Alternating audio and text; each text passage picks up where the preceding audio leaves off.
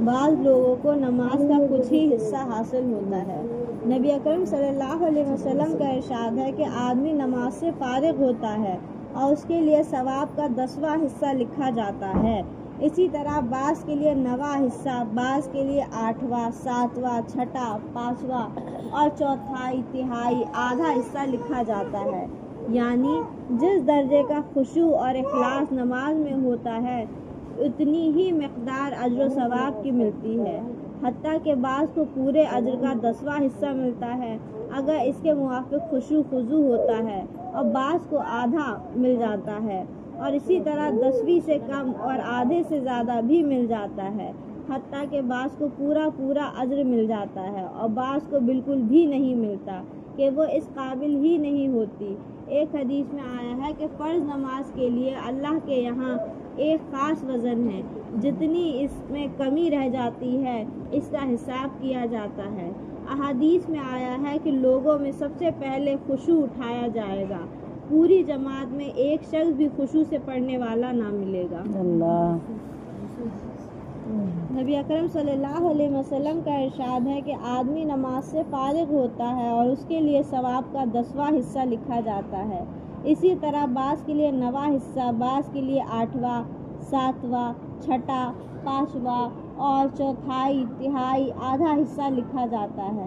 یعنی جس درجے کا خشوع اور اخلاص نماز میں ہوتا ہے اتنی ہی مقدار اجر و ثواب کی ملتی ہے، حتیٰ کہ بعض کو پورے اجر کا 10واں حصہ ملتا ہے اگر اس کے موافق خشوع خضوع ہو، اور بعض کو آدھا مل جاتا ہے، اور اسی طرح 10ویں سے کم اور آدھے سے زیادہ بھی مل جاتا ہے، حتیٰ کہ بعض کو پورا اجر مل جاتا ہے اور بعض کو بالکل بھی نہیں ملتا کہ وہ اس قابل ہی نہیں ہوتی۔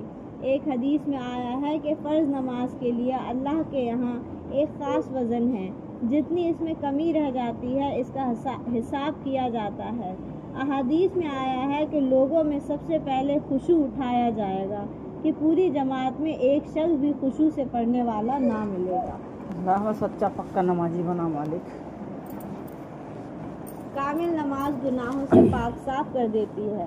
حضور اقدس صلی اللہ علیہ وسلم کا ارشاد ہے کہ جو شخص نمازوں کو اپنے وقت پر پڑھے، وضو بھی اچھی طرح کرے، خشوع خضوع سے بھی پڑھے، کھڑا بھی پورے وقار سے ہو، پھر اسی طرح رکوع سجدے بھی اچھی طرح اطمینان سے کرے، غرض ہر چیز کو اچھی طرح ادا کرے، تو وہ نماز نہایت روشن چمکدار بن کر جاتی ہے۔ سبحان اللہ۔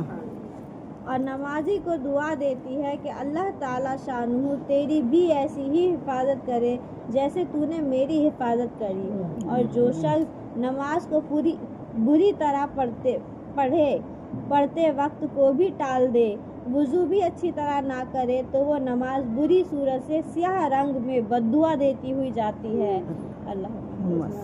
اللہ تعالیٰ تجھے بھی ایسا ہی برباد کر دے جیسا تو نے مجھے ضائع کیا۔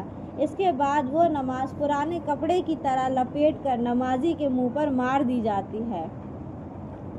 خوش نصیب ہے وہ لوگ جو نماز کو اچھی طرح پڑھے کہ اللہ کی اہم ترین عبادت ان کے لیے دعا کرتی ہے۔ لیکن عام طور سے جیسی نماز پڑھی جاتی ہے کہ رکوع کیا تو وہیں سے سجدے میں چلے گئے، سجدے سے اٹھے تو سر اٹھا بھی نہ پائے تھے کہ فوراً کوے کی سی ٹھونگ مار دی، دوسری طرف مار دی، ایسی نماز کا جو حشر ہے وہ اس حدیث شریف میں ذکر فرما ہی دیا۔ اور پھر جب وہ بربادی کی بددعا کرے تو اپنی بربادی کا گلہ کیوں کیا جائے؟ یہی وجہ ہے کہ آج کل کے مسلمان گرتے جا رہے ہیں، اب ہر طرف تباہی ہی تباہی کی صدائیں گونج رہی ہیں۔ ایک دوسری حدیث میں بھی یہ مضمون وارد ہوا ہے، اس میں یہ بھی اضافہ ہے کہ جو نماز خشوع خضوع سے پڑھی جاتی ہے